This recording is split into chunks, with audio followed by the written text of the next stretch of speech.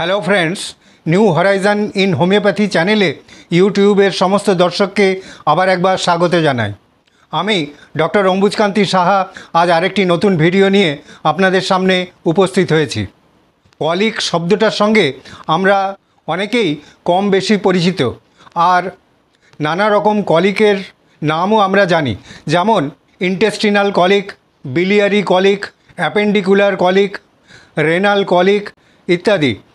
বেশ কিছু ইউটিউব দর্শকদের অনুরোধে আজ আমি রেনাল কলিক ও তার হোমিওপ্যাথিক প্রতিকার প্রসঙ্গেই সংক্ষিপ্ত আলোচনা করতে চলেছি।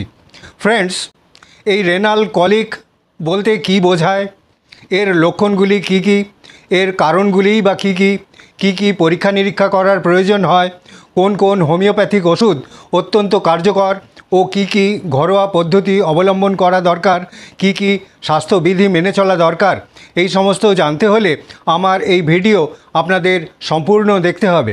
আর যদি ভিডিওটি ভালো লেগে থাকে তবে অবশ্যই লাইক করবেন, বন্ধুদের মধ্যে শেয়ার করবেন, কোনো প্রশ্ন থাকলে হোয়াটসঅ্যাপে লিখে জানাবেন। আর আপনি যদি এই চ্যানেলে নতুন হয়ে থাকেন তবে অবশ্যই চ্যানেলটিকে সাবস্ক্রাইব করবেন, যাতে নতুন নতুন ভিডিওর নোটিফিকেশান আপনি সবার প্রথমেই পেয়ে যান।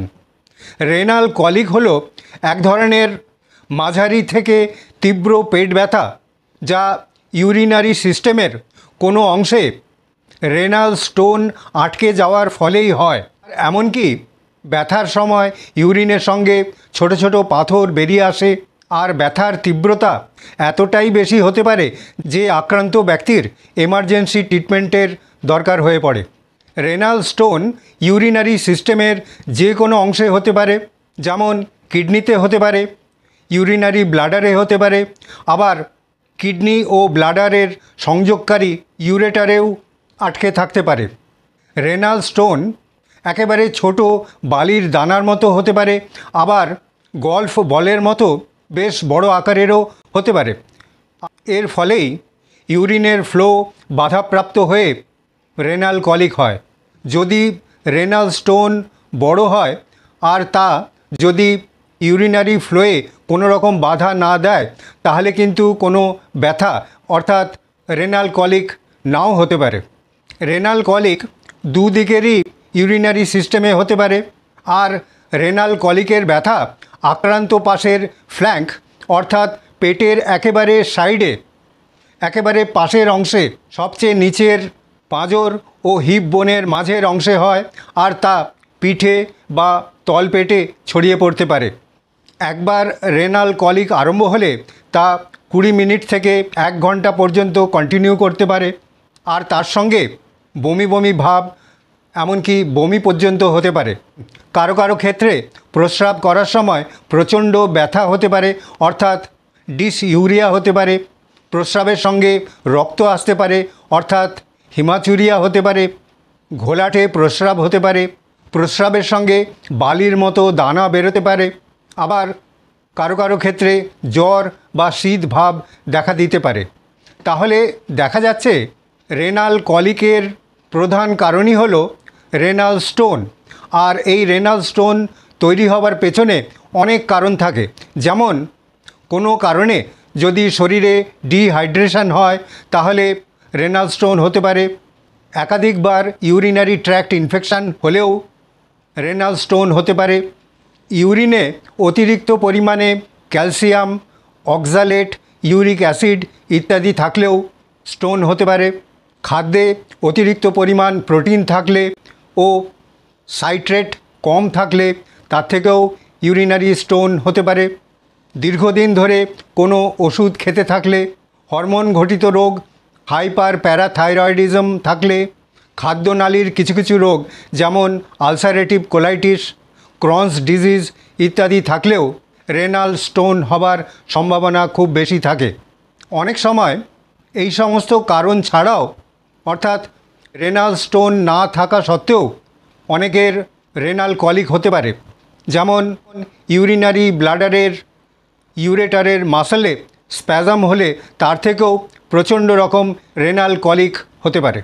দীর্ঘদিন ধরে রেনাল স্টোন ইউরিনারি সিস্টেমের কোনো অংশে আটকে থাকলে ইউরেটারে অথবা কিডনিতে ইউরিন জমে হাইড্রো ইউরেটার হাইড্রোনেফ্রোসিস ইত্যাদি হতে পারে, আবার কিডনি ড্যামেজ পর্যন্ত হয়ে যেতে পারে।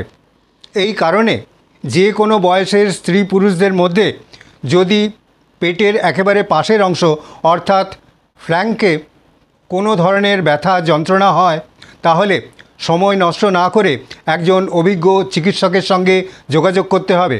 উনি পেটের নানা রকম পরীক্ষা করে ও কিছু কিছু পরীক্ষা নিরীক্ষা যেমন অ্যাবডোমেনের ইউএসজি বা সিটি স্ক্যান করে, ইউরিনের রুটিন এক্সামিনেশন করে, ইউরিন কালচার করে ও ব্লাডের রেনাল ফাংশন টেস্ট করে ও তার রিপোর্ট দেখে বলে দিতে পারবেন এটা রেনাল কলিক কি না, আর সেই অনুযায়ী যথোপযুক্ত চিকিৎসার ব্যবস্থা করতে হবে। এখন আমি রেনাল কলিকের জন্য ও অবশ্যই রেনাল স্টোনের জন্য অত্যন্ত কার্যকর কয়েকটি হোমিওপ্যাথিক ওষুধের লক্ষণ ও প্রয়োগ বিধি আপনাদের জানিয়ে দিচ্ছি। প্রথমেই যে ওষুধের কথা বলবো সেটি হলো বারবারিস ভালগারিস। এই ওষুধ ইউরিনারি সিস্টেমের জন্য খুবই প্রসিদ্ধ। কিডনি, ইউরেটার বা ইউরিনারি ব্লাডারে স্টোন হওয়ার কারণে যদি পিঠে প্রচণ্ড ব্যথা হয় আর তার সঙ্গে অস্বস্তিকর বুজ মতো অনুভূতি হয়, প্রস্রাব করতে প্রচণ্ড জ্বালা ব্যথা হয়, প্রস্রাবের রং লাল হয়, তবে সেক্ষেত্রে বারবারিস ভালগারিস 30 বা 200 প্রতি মাত্রায় 3-4 ফোঁটা হাফ কাপ জলের সঙ্গে মিশিয়ে সারাদিনে 2 বা 3 বার খাওয়া যেতে পারে। এরপর যে ওষুধের কথা বলবো সেটি হলো ক্যান্থারিস। রেনাল স্টোনের কারণেই হোক কিংবা ইউরিনারি ট্র্যাক্ট ইনফেকশানের জন্যই হোক প্রস্রাবে খুব ব্যথা, জ্বালা, অস্বস্তি হয়, প্রস্রাবের সঙ্গে রক্ত বেরিয়ে আসে, প্রস্রাব করার আগে, সময়ে ও অনেকক্ষণ পরেও প্রস্রাব নালীতে প্রচণ্ড জ্বালা ব্যথা করে, এই সমস্ত লক্ষণে ক্যান্থারিস 30 বা 200 প্রতি মাত্রায় 3-4 ফোঁটা হাফ কাপ জলের সঙ্গে মিশিয়ে সারাদিনে 2 বা 3 বার খাওয়া যেতে পারে।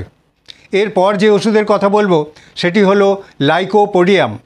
লাইকোপোডিয়াম ডান দিকের রেনাল কলিকে খুবই উপকারী। প্রস্রাব করার আগে পিঠে প্রচণ্ড ব্যথা হয় আর প্রস্রাব হয়ে গেলে এই ব্যথা কমে যায়।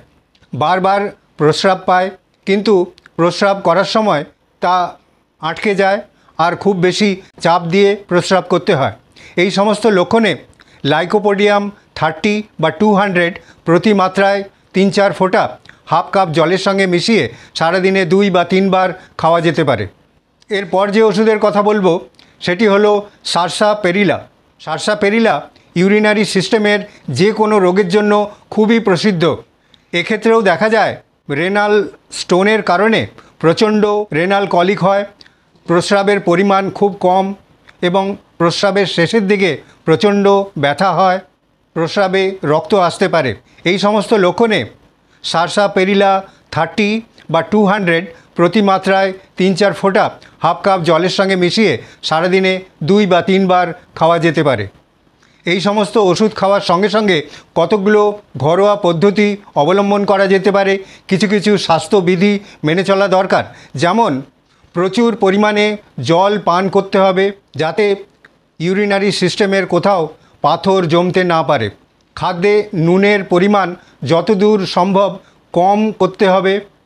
খাদ্যে অ্যানিমাল প্রোটিন অর্থাৎ খাসির মাংস, গরুর মাংস, শূকরের মাংস, চিকেন, মাছ ইত্যাদি কম করতে হবে।